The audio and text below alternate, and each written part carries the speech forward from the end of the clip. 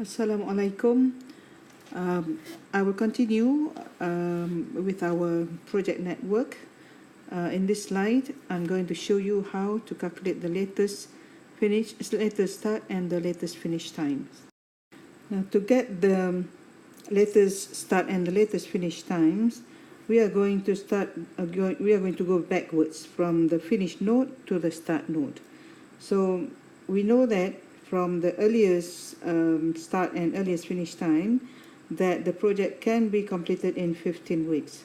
So the last activity, which is H, should be finished at the latest on the 15th week. So the latest finish time for H is 15 week.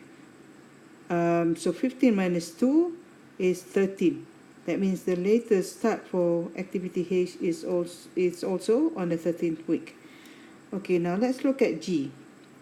Because H has to start at the latest on the 13th, so G has to finish at the latest on the 13th week. So 13 minus 5 is 8. Similarly, for activity F, because H has to start on the 13th week at the latest, so F should also finish at the latest on the 13th. So 13 minus 3 is 10. So latest start time for F is on the 10th week. Now let's look at E first. Now G has to start on the 8th week, and to be able to start G, we need E to be finished. So E has to finish at the latest on the 8th week. So this is the latest finish time for E. So 8 minus 4 is 4. And then, of course, D has to finish on the 8th week also, because G has to start on the 8th week. So 8 minus 4 is 4.